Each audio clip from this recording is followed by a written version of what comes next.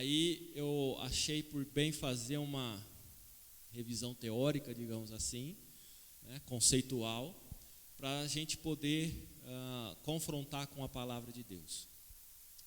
Materialismo, né, os ismos aí, então cada domingo a gente está vendo um ismo, né, porque a gente está falando de uma ideologia, de uma filosofia, de uma forma de conceber o mundo, a existência, e o materialismo é uma delas que, digamos que não sei se ela dá sustentação a todas as outras, não sei se posso afirmar que ela se baseia em outras e dá razão a outras existirem, né, como se fosse um centro de tudo, mas de certa forma o materialismo ele está presente na sociedade de hoje. Mas antes de eu falar mais, sempre começo com uma pergunta, né? Materialismo, te vem à mente o quê? Que palavra que vem à sua mente quando você ouve materialismo? O que daria sentido a você falar de materialismo? Está se baseando no quê?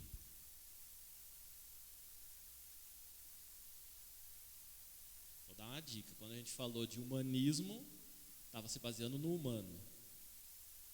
Materialismo se baseia no quê? No material, na matéria, no dinheiro, em coisas concretas, poderíamos dizer assim, correto?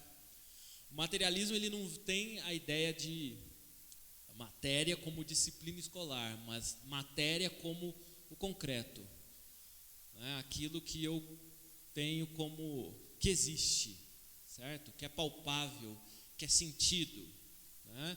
Observado, matéria, certo? Então por isso materialismo.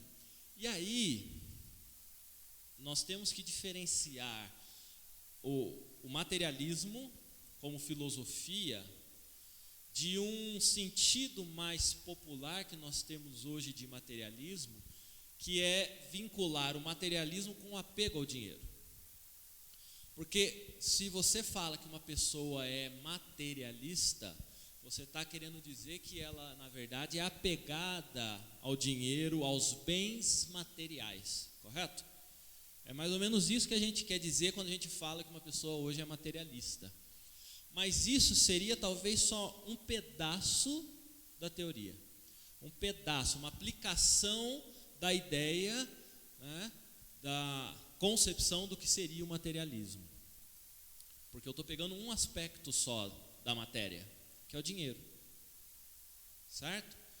Então, para a gente fazer um resgate histórico, tentar fazer uma varredura, pode passar, a gente precisa entender, e acho que isso talvez ajude a compreender os outros ismos que já falamos e os que ainda vão vir, que, primeiro, que o materialismo vai ser uma ideia antiga, requentada hoje. Então a gente vai fazer um apanhado histórico, aí vai ver que ela vai mudando, se aperfeiçoando, né? Mas é uma ideia antiga, bem antiga, que ela só está sendo requentada. E, de forma geral, quando a gente fala de um paradigma, de uma ideologia, de uma forma de compreensão e de explicação das coisas, nós vamos ter 4 aspectos, tá? Que devem ser abordados por uma teoria, né? Por uma teoria de explicação das coisas, por uma ideologia existencial, né? Então, o materialismo não vai ser diferente, né? Quando a gente fala de ontologia, então estão várias logias aí, né? Ontologia é a concepção de mundo, certo? Então nós estamos falando da perspectiva de como que o mundo existe. Toda ideologia existencialista ou de existência, ela tem que explicar como que o mundo passou a existir. Isso é um aspecto ontológico. Quando a gente fala da concepção do ser humano, o que é o ser humano, como que o ser humano passa a existir, nós estamos falando então de uma concepção antropológica, certo? Então nós estamos falando de uma antropologia. a concepção de como se conhece a realidade, como se produz conhecimento e, portanto, verdade, podemos dizer assim, é a epistemologia. É o estudo da verdade, das coisas, de como que isso é isso, certo? Então é a razão, né, das coisas. Esse é o princípio epistemológico. E uma quarta seria a axiologia, como se deve agir no mundo. Então eu sei da onde veio o mundo, como que ele passou a existir, eu sei o que é o ser humano e como que ele passou a existir, para que ele existe.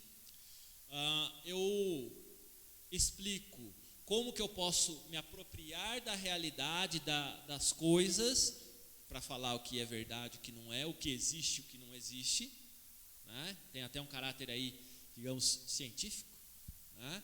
Quando a gente fala de epistemologia, de investigação das coisas, de compreensão da realidade, para então entender como que a gente age. Percebe que a axiologia ela depende de todo o resto, certo? Então eu ajo à medida que eu entendo, ou baseado na minha compreensão do que é o mundo, do que sou eu, de como que a verdade se estabelece, e aí é o que eu faço, tá? Toda ideologia ela tem que dar conta disso, toda filosofia existencial ela tem que dar conta disso. Vamos tentar entender então como que o materialismo explica essas quatro coisas, certo? Essa que é a ideia. Pode passar? A gente vai longe, lá na Grécia Antiga, século V a.C., né? Então, estamos falando de 2.500 anos atrás, tá certo? E se a gente começar a entender um pouco desse materialismo explicado na Grécia Antiga, talvez a gente consiga entender por que a Bíblia no Novo Testamento foi escrita da forma que foi escrita. Por que Deus teve o cuidado de escolher as palavras que estão no Novo Testamento e o que seria registrado no Novo Testamento. E a gente vai ver isso mais para frente, né? Então, começamos o materialismo não com esse nome, mas como atomismo. Lembra da ideia antiga requentada, né? Então, ele vai mudar de nome ao longo do tempo. Atomismo. Se o materialismo lembra matéria, o atomismo lembra que tipo de palavra que a gente já ouviu? Átomo, certo? E aí, se a gente for lembrar da aula de ciências, de química, a gente vai lembrar que o átomo foi uma concepção grega já, antiga, certo? De uma partícula indivisível, chamada átomo, portanto, partícula indivisível, né, que daria origem às outras coisas. Mas isso não é só sobre a matéria. Basicamente, essa filosofia ela tem que a natureza consiste em dois princípios fundamentais: o átomo, que é a existência, e o vazio, a não existência, certo? Então, as coisas que existem são concretas, baseadas em partículas, o ser. E esse ser em movimento, portanto eu preciso de vazio, porque se está tudo preenchido, não tem como se mover. Mas se tem vazio, vácuo, então existe movimento para essa partícula, para o concreto. Ideia interessante, hein? Pensar isso há 2.500 anos lá atrás, é interessante você conceber a existência das coisas e tudo como a matéria em movimento. Basicamente é isso. E se nós voltarmos hoje, quando nós olhamos para a compreensão física de que tudo no universo se resume a partículas, não apenas o átomo, mas partículas subatômicas, né, e que estão em movimento, você vai falar até em um elemento aí chamado energia, que dá o movimento. Então tem muita relação. Hoje, lógico, muito mais provado sobre as coisas da matéria. Mas será que a natureza se explica, ou tudo que se explica a partir somente do concreto, da matéria, do átomo? Porque a partir do momento que eu entendo isso, não existe nada além da matéria. Correto? Não existe nada além, né? até mesmo a explicação do divino é um divino que é concreto. É um divino que não está imaterial. Portanto, os deuses, e aí a gente volta para a Grécia Antiga, os deuses são de carne e osso como a gente, certo? Não só os deuses gregos, mas tantos outros deuses. Eles representam o quê? A matéria. Portanto, só existe duas coisas, a matéria e o vazio. Aí a gente avança um século. Baseado no atomismo, a gente vai ter o epicurismo, de Epicureu, século IV a.C. E a gente vai ter, então, um requentar disso, um aperfeiçoamento dessa teoria, na verdade, uma ramificação do atomismo, um aperfeiçoamento, e aí a gente vai ter, então, que não existe nenhuma realidade que não possa ser entendida com o auxílio dos nossos 5 sentidos. Então veja, se tudo é concreto, em movimento, se tudo é o átomo em movimento, a partícula essencial em movimento, então não existe realidade que não possa ser explicada pelos sentidos, por aquilo que a gente sente.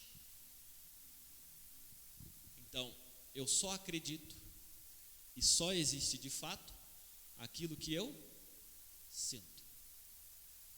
Aquilo que eu vejo, aquilo que eu ouço, aquilo que eu cheiro, aquilo que eu experimento com o gosto, ou aquilo que eu toco. Se não posso explicar a partir desses 5 sentidos, é porque não existe. É história, é lenda, é fábula, é fantasia. Os deuses vão ter que ser explicados a partir dos 5 sentidos.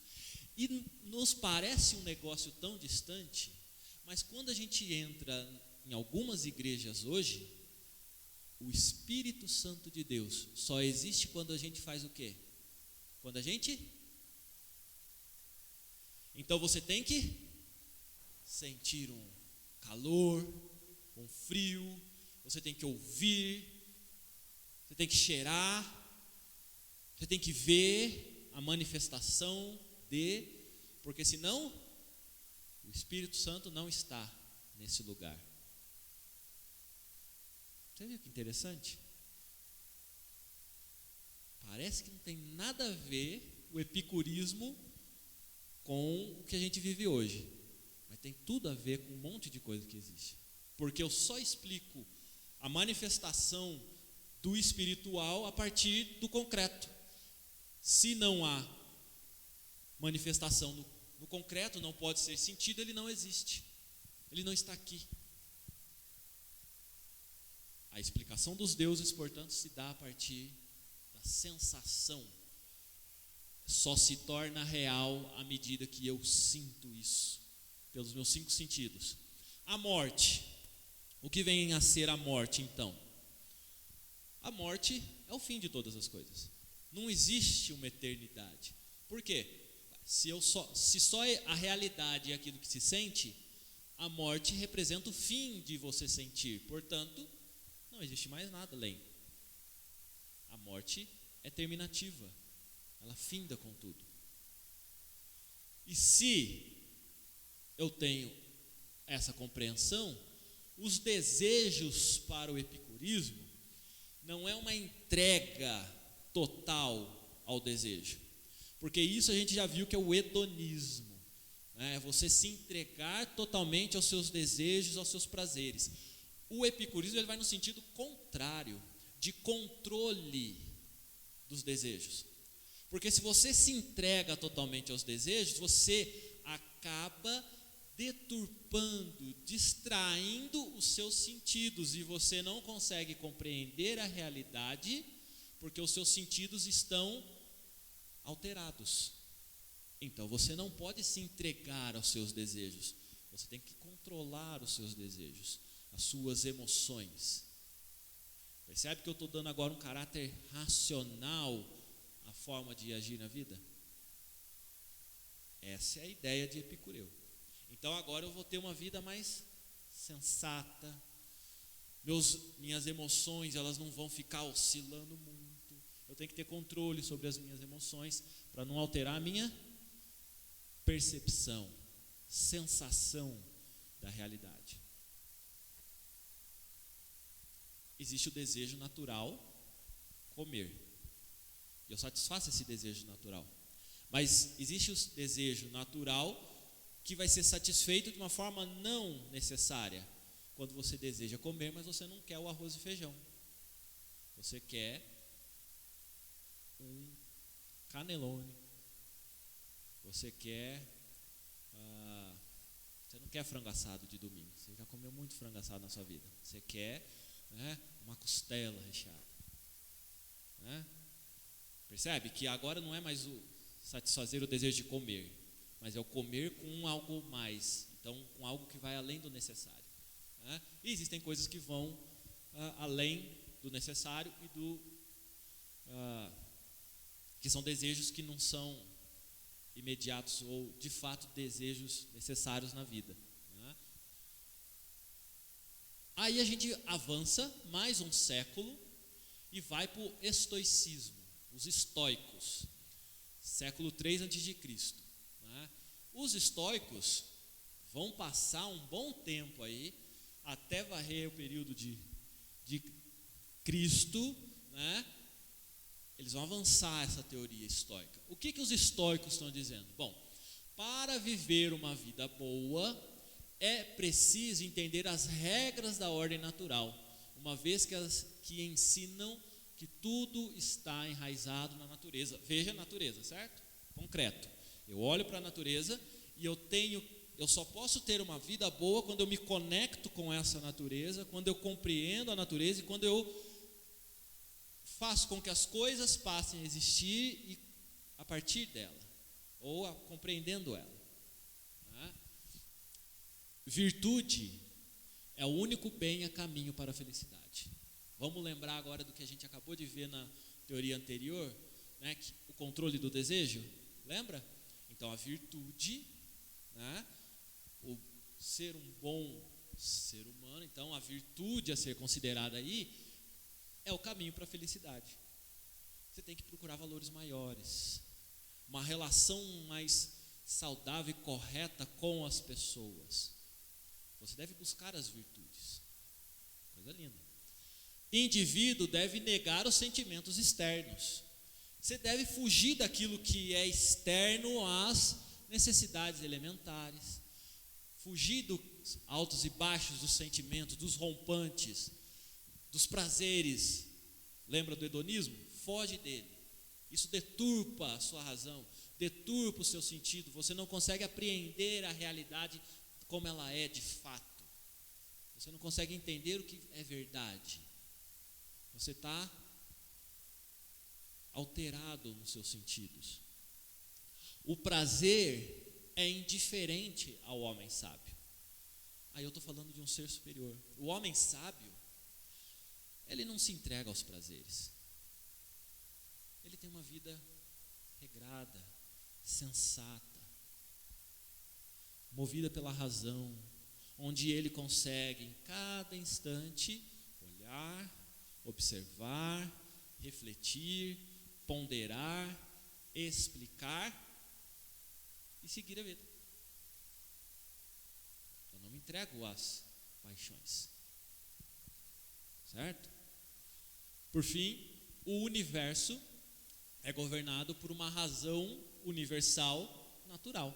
Lógico, perceba que tudo isso nos leva à razão, né? O intelecto aqui.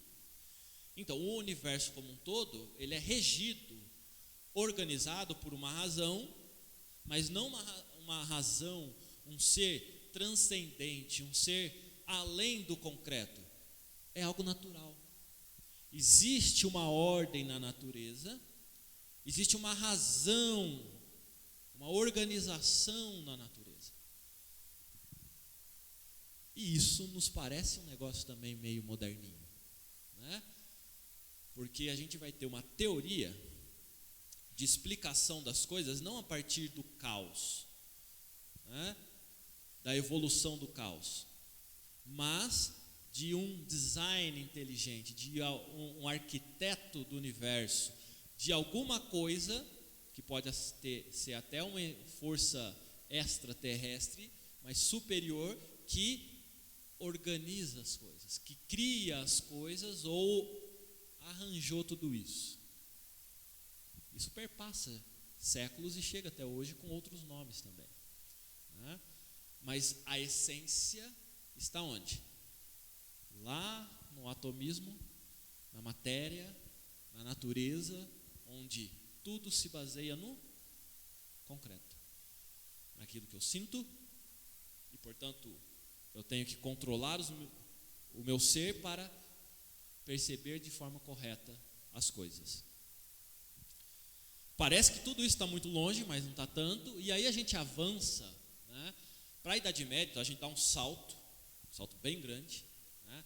A gente sai lá do século III, avança, século III antes de Cristo, para 1000 depois de Cristo, mais ou menos, né?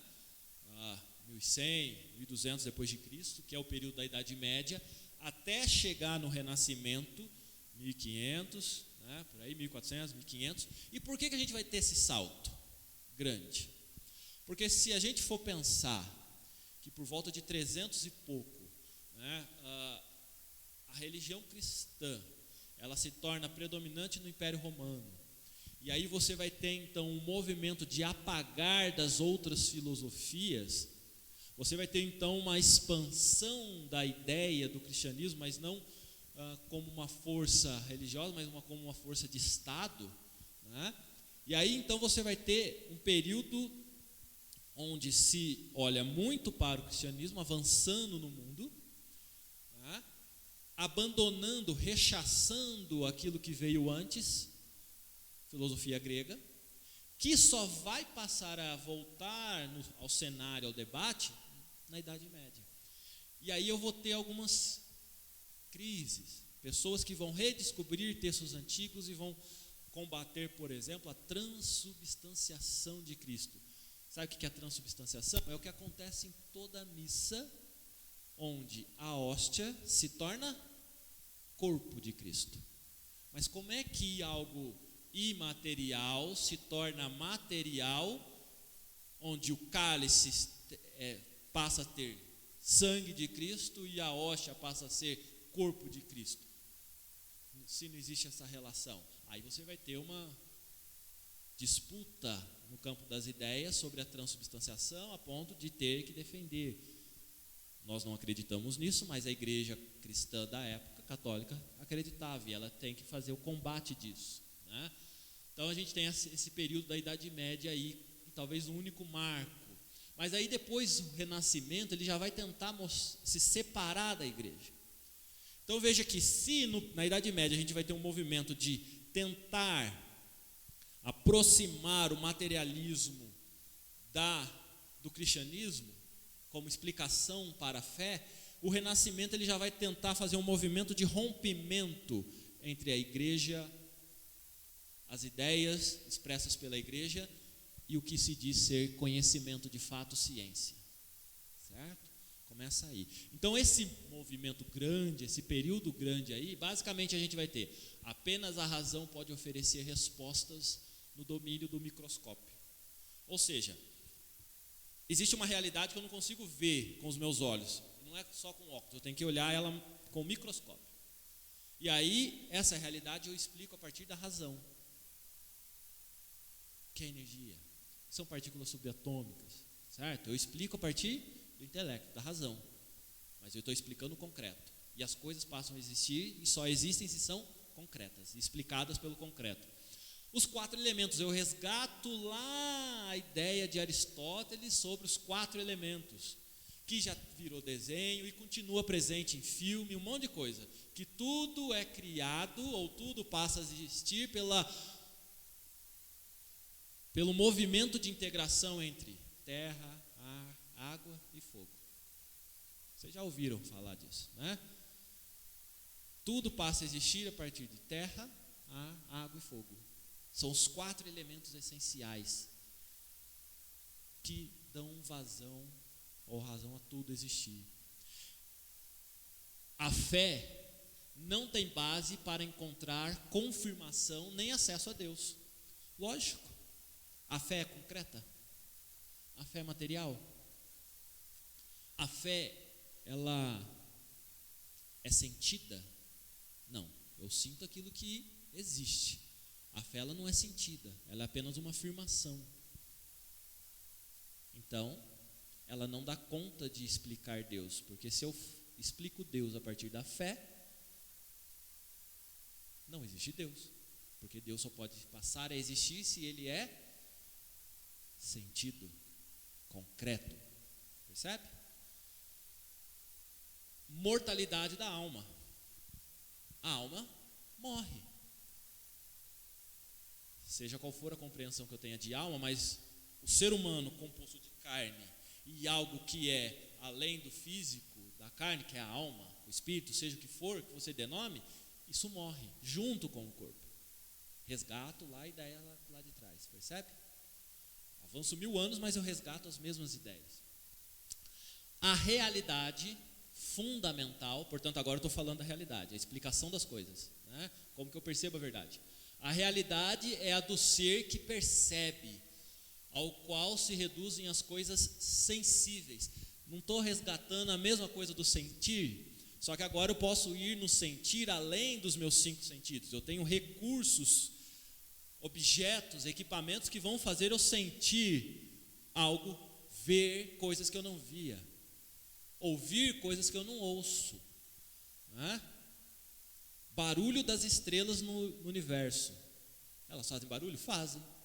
Eu consigo ouvir? Não, tão longe, mas eu tenho equipamentos hoje que captam a frequência, a radiofrequência do universo. E quando a gente pensa em astrônomo olhando para uma luneta, né, na verdade o astrônomo hoje ele fica atrás do computador ouvindo radiofrequência, para ouvir barulho, diferenciar um barulho do outro.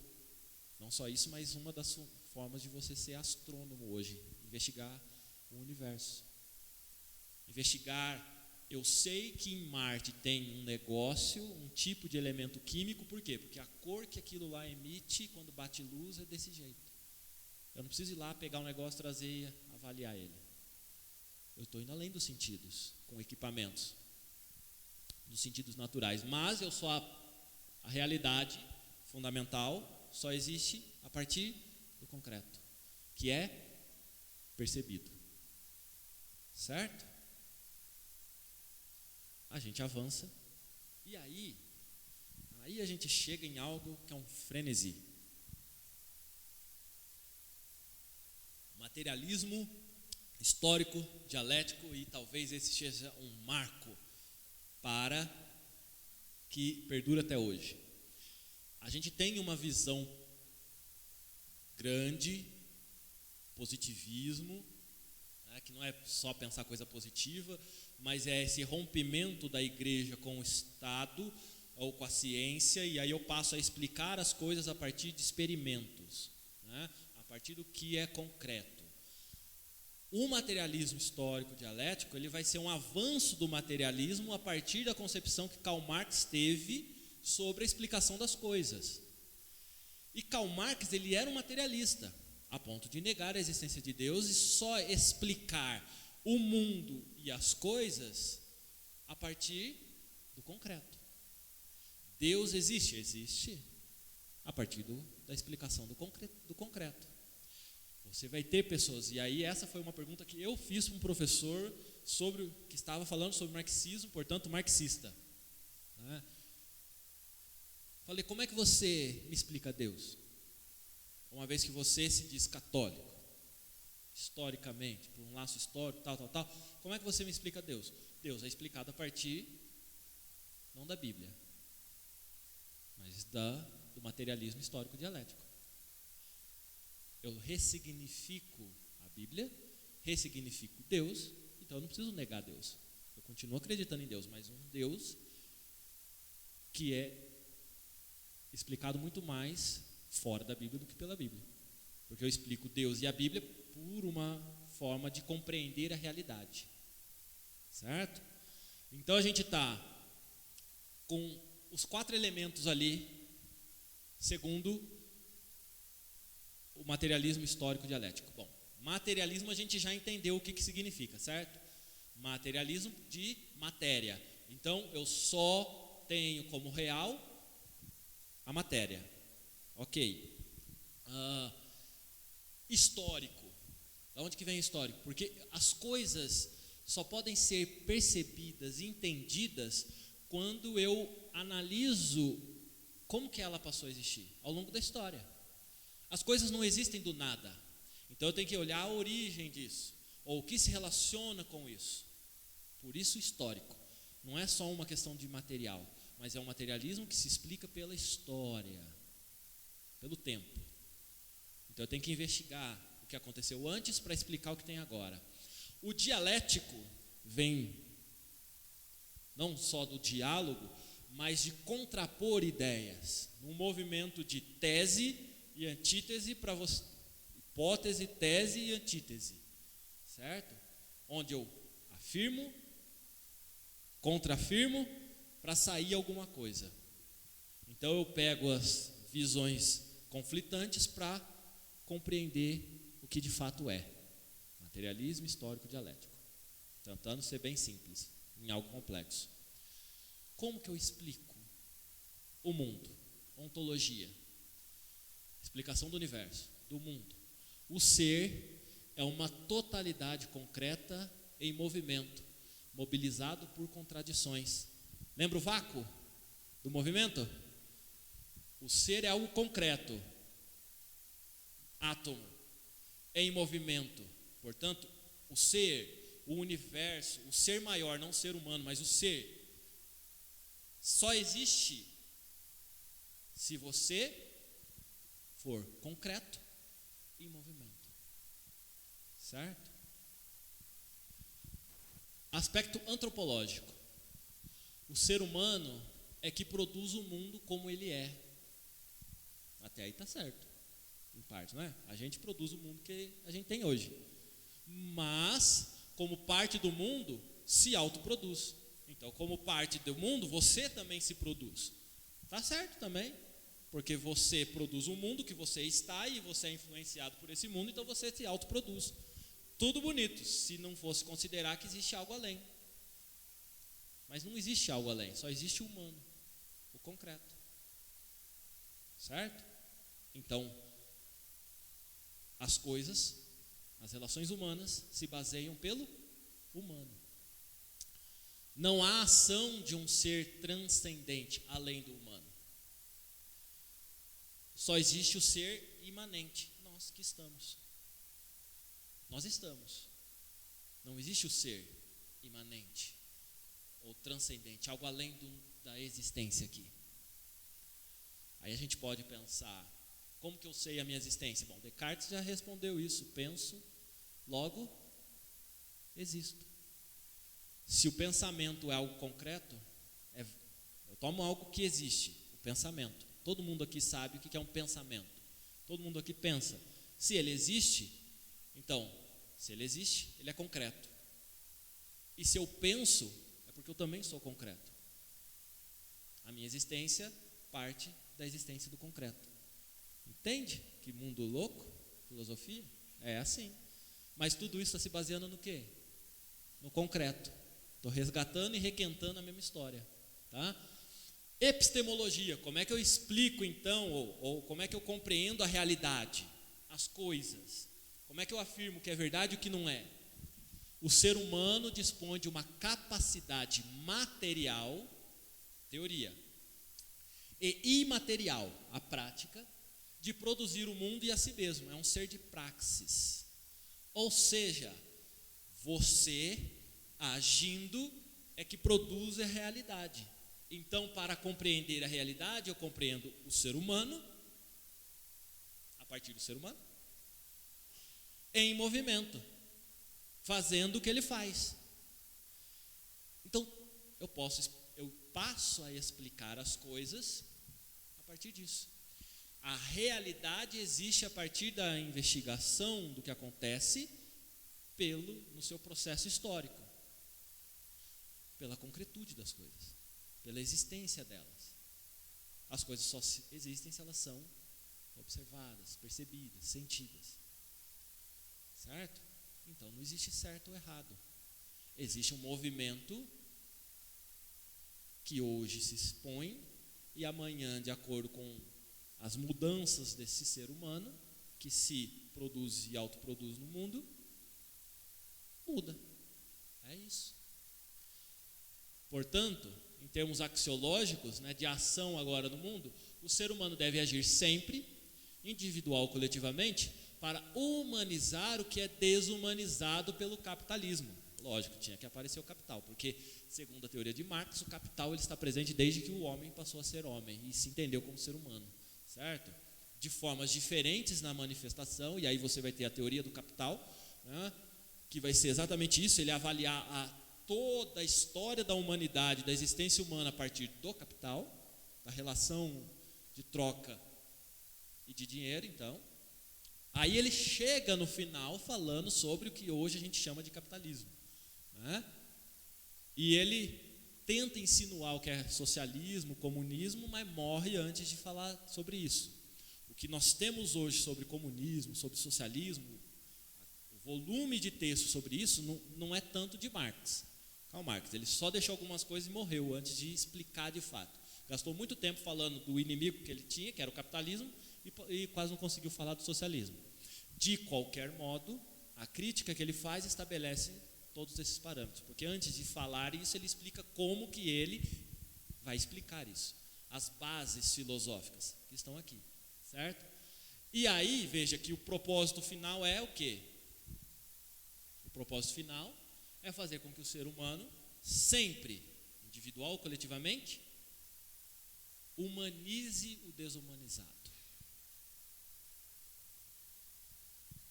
Então, humanizar é trazer a existência, porque é o humano que é a base, correto? Ele que é o ser, não existe nada além dele. Então, aquilo que não é tratado como humano precisa ser humano. E as brigas que nós temos hoje, elas sempre vão falar o quê? Temos que tratar como humano. Aí você fala, mas isso aí se dá nas lutas das minorias? Não, vai mais além. Quando eu trato a natureza como humana, quando eu humanizo a natureza, você não humaniza a natureza? Humaniza. Você atribui aos animais e às plantas o mesmo caráter humano. Você já ouviu gente falar que o bichinho de estimação dela é mais gente do que as pessoas que ela vive, que ela convive. Ah, meu cachorrinho, ele é mais ser humano do que essa pessoa. Ele não mata, né? Ele não manifesta ódio. Ele é muito mais humano, como humano, sinônimo de algo que é bom, né? E não algo que é mal. As plantas, converso com as plantas, porque as plantas têm vida e elas conversam comigo. Tem gente que conversa com a planta, né? Achando que está conversando com gente, né? Se esquece que está falando consigo mesmo. Entende? Isso é humanizar o desumanizado. Por quê? Porque o desumanizado, ele é apropriado pelo capital como objeto a ser vendido, manipulado pelo capital. Tudo isso. Percebe como, pode mudar? Como o materialismo é um negócio interessante, que está presente, arraigado na sociedade. Não só o materialismo histórico dialético, né, porque a gente vai ter outros paradigmas diferentes do materialismo histórico dialético. Você vai ter o positivismo, fenomenologia, você vai ter o modernismo, pós-modernismo, você vai ter várias explicações para o que são as coisas, certo? Mas a gente precisa avançar agora, porque senão vocês vão falar que é só uma palestra filosófica aqui, né, e vão reclamar depois do pastor. Então a gente precisa pensar o que a Bíblia diz, né? Porque até agora a gente falou o que o homem diz. O homem baseado no humanismo, onde só pode produzir mal ou distância de Deus. A única coisa que o homem passou a produzir a partir do momento que Deus criou foi se distanciar dele. Então agora vamos para alguns textos bíblicos para tentar entender como que a gente pode compreender isso. Nós não vamos ler totalmente Gênesis capítulo 1, 2 e 3. Mas vocês conhecem a história de Gênesis 1, 2 e 3. Se quiser pode abrir a sua Bíblia para fazer a colinha aí. O que diz Gênesis 1? Basicamente, qual que é a história presente em Gênesis 1? A narração, a narrativa, a descrição da criação. Gênesis 1, 1. Começa de que jeito?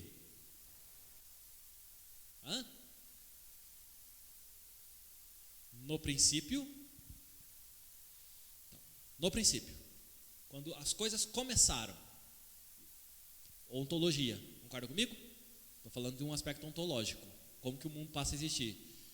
No princípio, criou Deus. Existe um verbo que denota ação. Portanto, no princípio, uma questão ontológica, as coisas passaram a existir porque foram criadas. Foram criadas. Elas não passaram a existir num estalo de dedo. Pode até ser um estalo de dedo, mas alguém instalou o dedo. Certo? Existe uma criação. E se existe uma ação, existe alguém responsável por essa ação. Eu atribuo isso a Deus. Algo, portanto, que está além da matéria, porque Ele cria a matéria. Percebe que o versículo Gênesis 1:1 ele já entra num embate direto contra o materialismo, porque ele impõe o concreto em movimento, e aí é só a gente olhar toda a narrativa de Gênesis capítulo 1, da criação de tudo, portanto é a matéria em movimento, não discordo nisso, mas o que eu discordo é que não existe só isso, porque Deus criou. Deus criou todas as coisas. Ele estabeleceu ordem, sentido, propósito em todas as coisas. Porque a cada dia que ele criava, era, num processo de avaliação do que ele tinha feito, ele falava que era bom. E ele chega no sexto dia e cria o homem e a mulher e diz que isso é muito bom. E ele cria, além de tudo isso, ele cria também o descanso, no sétimo dia. Graças a Deus. Capítulo 2, nós vamos agora olhar com uma lupa no sexto dia, certo? Capítulo 2. O que diz o capítulo 2? Ele vai falar de algo específico, ele vai agora delinear, detalhar um pouco mais o sexto dia, que é a criação do homem e da mulher, correto? E ele vai dar sentido ao homem e à mulher, portanto à humanidade. Ele vai atribuir sentido à relação entre os seres humanos. Isso é o capítulo 2. Não só explicando a criação do ser humano, mas para que vocês foram criados. Esse é o capítulo 2. Um aspecto antropológico, portanto. Concorda comigo? Porque eu estou falando agora do ser humano. Se eu já entendi de onde veio, ontológico, capítulo 1, eu vou agora para o antropológico, capítulo 2. Certo? Ok? Tem um problema nisso tudo. Capítulo 3. O que o capítulo 3 nos fala? Fala algo que não foi criado por Deus, que foi colocado nessa história pelo homem, que é o pecado. E aí nós vamos ter então um aspecto epistemológico e axiológico, porque a partir do momento que o ser humano se coloca no lugar de Deus, ele está sendo a referência. E ele passa a explicar toda a existência, não por aquilo que de fato aconteceu, mas por aquilo que ele quer que seja, porque ele tem que negar a existência de Deus.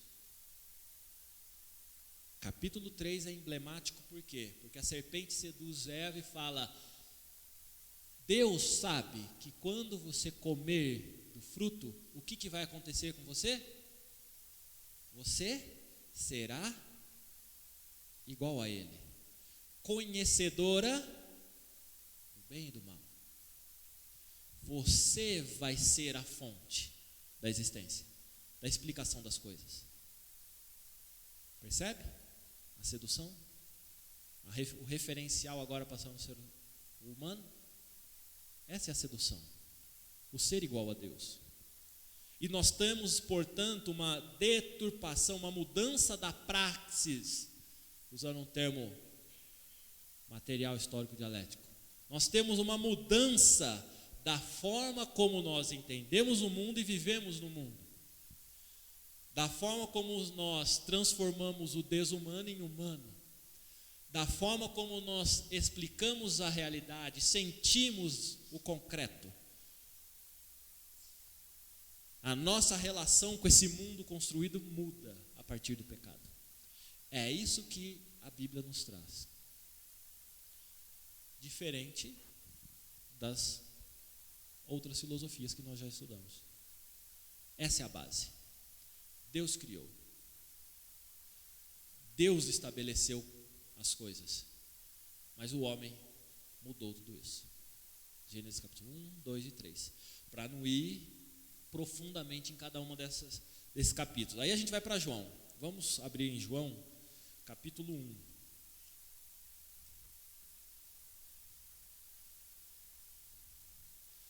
Porque da mesma forma que hoje nós temos que validar, ou somos tentados a validar a nossa fé, a nossa certeza da salvação em Cristo Jesus, Filho de Deus, Criador do universo,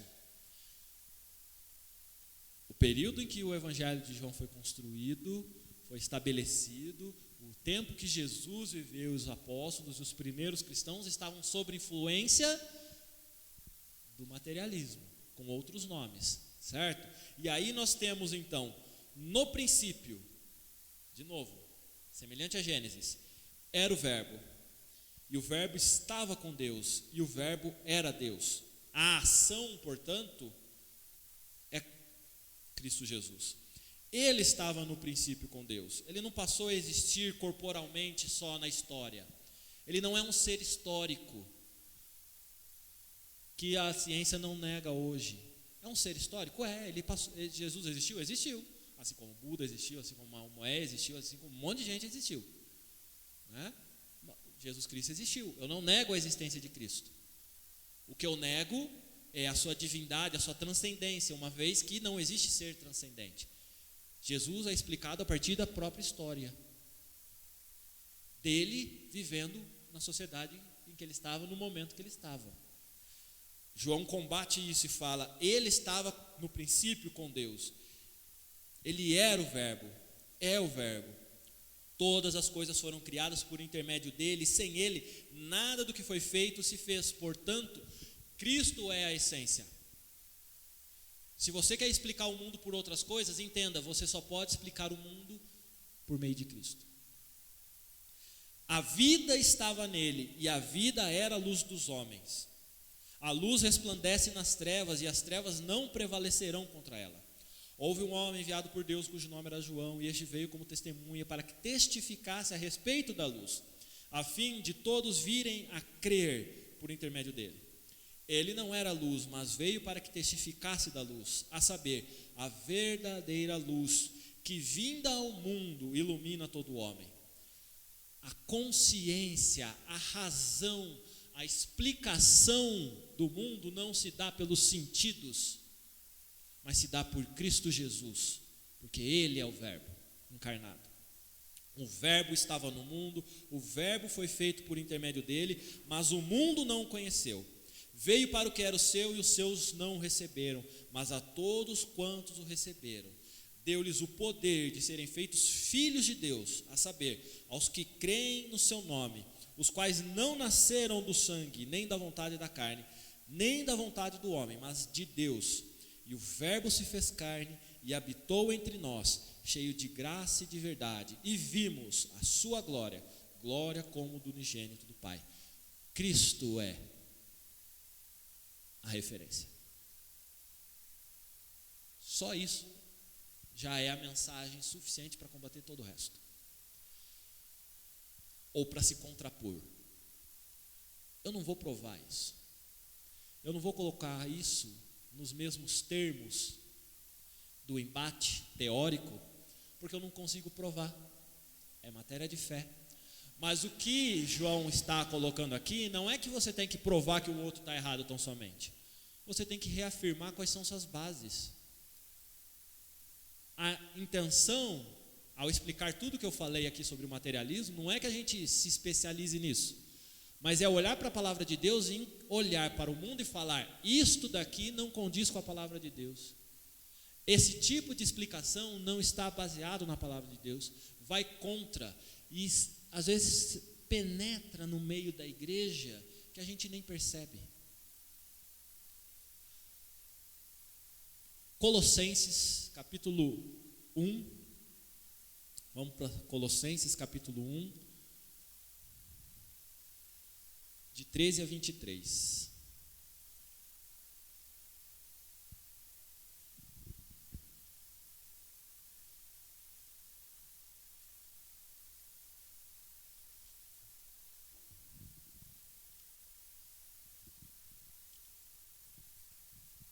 Colossenses capítulo 1, dos versos 13 ao 23, diz o seguinte: Ele, Cristo Jesus, nos libertou do império das trevas e nos transportou para o reino do Filho do seu amor, no qual temos a redenção, a remissão dos pecados. Ele é a imagem do Deus invisível, o primogênito de toda a criação. Pois nele foram criadas todas as coisas, nos céus e sobre a terra, as visíveis e as invisíveis, sejam mortos, sejam tronos, sejam soberanias, quer principados, quer potestades. Tudo foi criado por meio dele e para ele. Ele é antes de todas as coisas, nele tudo subsiste. Ele é a cabeça do corpo, da igreja. Ele é o princípio, o primogênito de entre os mortos, para em todas as coisas ter a primazia, porque aprouve a Deus que nele residisse toda a plenitude, e que havendo feito a paz pelo sangue da sua cruz, por meio dele reconciliasse consigo mesmo todas as coisas, quer sobre a terra, quer nos céus. E a vós outros também, que outrora éreis estranhos e inimigos no entendimento, pelas vossas obras malignas, agora, porém, vos reconciliou no corpo da sua carne, mediante a sua morte, para apresentar-vos perante ele santos, inculpáveis e irrepreensíveis, se é que permaneceis na fé, alicerçados e firmes, não vos deixando afastar da esperança do evangelho que ouvistes, e que foi pregado a toda criatura debaixo do céu, e do qual eu, Paulo, me tornei ministro. Paulo está fazendo uma defesa de Cristo, da mensagem de João. A quem Paulo está destinando essa mensagem? Aos Colossenses. Por acaso, Colossenses ou Colossos fica onde? Tem que raiz histórica, filosófica, de explicação das coisas? Se não o mundo grego, se não sendo dentro de um período de predominância da filosofia grega. Veja que não é à toa que Paulo escreve aos Colossenses e fala para eles tomarem cuidado com o que eles estão ouvindo e tentando assimilar e arranjar, diferente da mensagem do Evangelho de que Cristo Jesus é Senhor das coisas visíveis e das invisíveis. O que é o invisível? O materialismo ele tem uma explicação para o invisível, mas o que Paulo está falando é Cristo Jesus, pela vontade de Deus, é a explicação do mundo visível e do mundo invisível. Ele já se põe aí como algo que rechaça a existência do concreto somente. As coisas não se explicam somente pelo concreto. existe algo transcendente que se chama Deus, Senhor do universo. Ele está no controle de tudo. Ele rege a história. Ele está acima de principados e potestades. A explicação para a existência, a explicação para tudo está onde? Está em Deus. Não está no homem. Nem na natureza, porque eu explico o homem a partir da natureza, a natureza não como a natureza, a árvore, a plantinha, mas a natureza como algo concreto, a matéria. A matéria é criada. Você não vai entender as coisas a partir da matéria, porque ela é criada tanto quanto você. Você vai compreender as coisas a partir do Deus, do Senhor que criou a matéria e a colocou em movimento com o propósito que Ele quis, porque Ele é Senhor sobre tudo e sobre todos. Percebe a defesa enfática que se opõe contra a filosofia à época e que continua presente hoje? Uma filosofia requentada hoje, sim, mas a palavra de Deus ela continua combatendo. E aí nós vamos para o texto de 1 Coríntios, o maior deles, que a gente vai ler, mas como não vai ter encerramento, eu prometo fechar isso e não me delongar hoje. 1 Coríntios capítulo 15. Este é o texto escolhido por Deus para hoje, né? Porque se nós hoje estamos falando da ressurreição de Cristo, nós precisamos olhar para a ressurreição de Cristo numa perspectiva materialista, ou para combater uma perspectiva materialista, que Paulo combate exatamente em 1 Coríntios, outra colônia grega, né? Com pensamentos estoicos, epicureus, atômitos e tudo mais. Começa assim: irmãos, venho lembrar-vos o evangelho que vos anunciei, o qual recebestes e no qual ainda perseverais. Por ele também sois salvos, se retiverdes a palavra tal como vou-la preguei, a menos que tenhais crido em vão. Antes de tudo, vos entreguei o que também recebi, que Cristo morreu pelos nossos pecados, segundo as Escrituras. E apareceu a Cefas e depois aos 12, depois foi visto por mais de 500 irmãos de uma só vez, dos quais a maioria sobrevive até agora, porém alguns já dormem. Paulo está falando o quê? Ele está fazendo um movimento que até parece materialismo histórico dialético, porque ele está falando da existência, concorda comigo? Da concretude de Cristo, porque Cristo apareceu, foi visto pelas pessoas. Existem testemunhas de Cristo. Então agora eu estou fazendo a materialidade. Depois foi visto por Tiago, mais tarde por todos os apóstolos, e afinal, depois de todos foi visto também por mim, como por um nascido fora do tempo. Porque eu sou o menor dos apóstolos, que mesmo não sou digno de ser chamado apóstolo, por perseguir a igreja de Deus, mas pela graça de Deus sou o que sou, e a sua graça que me foi concedida não se tornou vã. Antes, trabalhei muito, mais do que todos eles, todavia não eu, mas a graça de Deus comigo. Portanto, seja eu ou sejam eles, assim pregamos e assim cresces. Ora, se é corrente pregar-se que Cristo ressuscitou dentre os mortos, como, pois, afirmam alguns de vós que não há ressurreição de mortos? Percebeu aqui o detalhe? As pessoas estão afirmando a mortalidade da alma. As pessoas, a filosofia está pregando que as coisas se encerram quando nós morremos. E Paulo está falando: espera aí, vocês me conhecem, vocês sabem do que foi pregado, e agora vocês estão dando barda para uma filosofia que afirma que Cristo não ressuscitou? Que não existe ressurreição, porque a morte é a terminalidade de tudo? Verso 13, agora ele vai argumentar, ele vai fazer o processo até dialético, digamos assim, né? E se há ressurreição de mortos, então Cristo, se não há ressurreição de mortos, então Cristo não ressuscitou. E se Cristo não ressuscitou, é vã a nossa pregação, E vã a nossa fé, e somos tidos por falsas testemunhas de Deus, porque a gente testemunhou, mas isso é falso, porque temos asseverado contra Deus que ele ressuscitou a Cristo, ao qual ele não ressuscitou, se é certo que os mortos não ressuscitam. Se vocês estão afirmando e creem que morto não ressuscita, como é que eu posso falar que Cristo ressuscitou?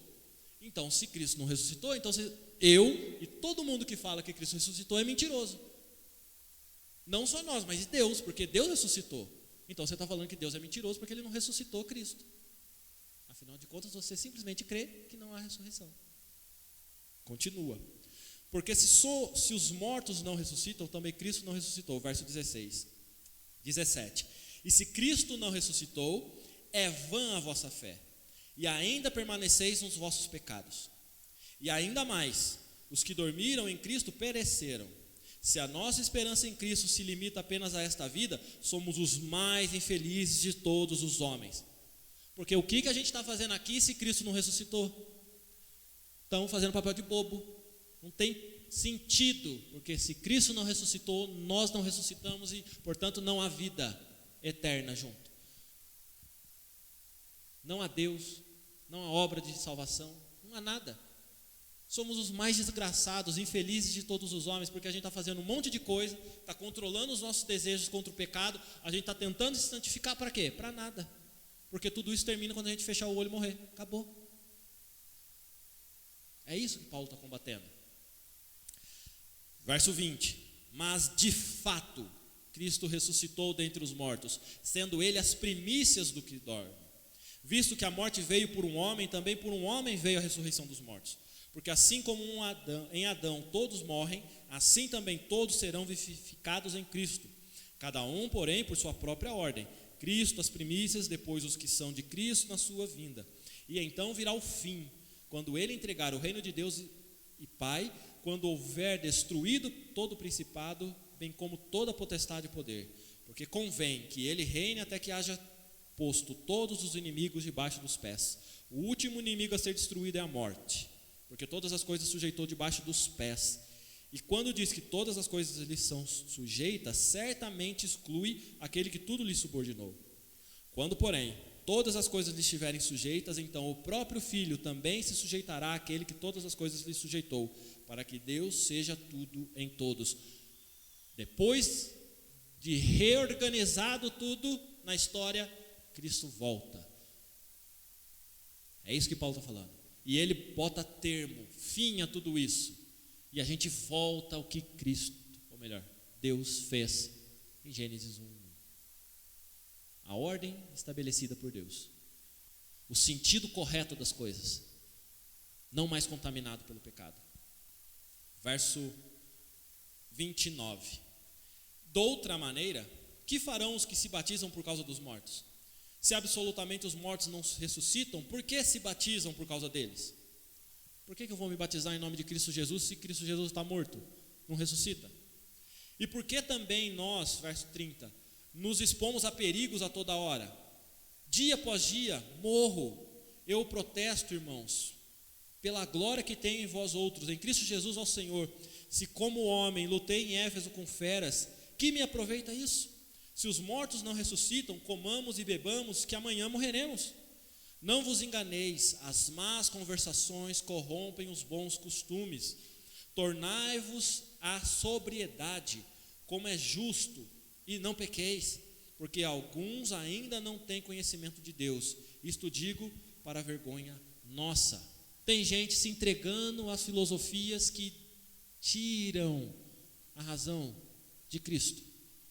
Fica na conversinha de boteco, na conversinha da praça, se entregando a conversas que destroem, minam a verdade do Evangelho. É isso que ele está falando para esse povo. Verso 35, mas alguém dirá, como ressuscitam os mortos? Olha lá, a argumentação materialista. Como que eu provo que um corpo vai ressuscitar? E em que corpo vem? Materialidade, estou preso nisso. Verso 36, insensato, o que semeais não nasce, se primeiro não morrer.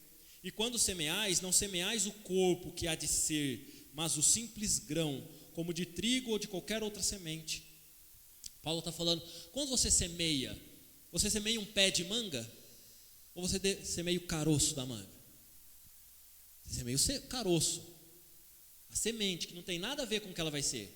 Portanto, quando você planta a semente da fé, da nova salvação, ela não tem nada a ver com o corpo ressurreto. Não tem como você imaginar que a ressurreição vai nos fazer ser o que a gente é agora. Porque isso aqui é corpo manchado pelo pecado, nascido sobre pecado. O que vai nascer, ressurgir, é outra coisa, porque a semente é outra. É isso que Paulo está falando. Mas Deus lhe dá corpo como lhe aprouve dar, e a cada um das sementes o seu corpo apropriado. Verso 39. Nem toda a carne é a mesma, porém uma é a carne dos homens, outra dos animais, outra das aves, outra dos peixes. Também há corpos celestiais e corpos terrestres, e sem dúvida uma é a glória dos celestiais e outra dos terrestres. Uma é a glória do sol, outra a glória da lua, outra das estrelas, porque até entre as estrelas, entre elas há estrela e estrela, diferenças de esplendor. Pois assim também é a ressurreição dos mortos. Semeia-se o corpo na corrupção, ressuscita na incorrupção. Semeia-se em desonra, ressuscita em glória. Semeia-se em fraqueza, ressuscita em poder. Semeia-se o corpo natural, ressuscita o corpo espiritual. Se há corpo natural, há também corpo espiritual, pois assim está escrito: o primeiro homem, Adão, foi feito alma vivente. O último Adão, porém, é espírito vivificante. Mas não é o primeiro espírito, e sim o natural, depois o espiritual. O primeiro homem, formado da terra, é terreno. O segundo homem é do céu. Como foi o primeiro homem, o terreno, pois tais são também os demais terrenos. E como é o homem celestial, tais também os celestiais. E assim, como trouxemos a imagem do que é terreno, devemos também trazer a imagem do celestial. Verso 58. Portanto, meus amados irmãos, sede firmes, inabaláveis e sempre abundantes na obra do Senhor, sabendo que no Senhor o vosso trabalho não é vão. Por fim, último slide. Cristo ressuscitou. Aleluia. Feliz Páscoa a todos nós. E vamos encerrar com as crianças, falando o versículo.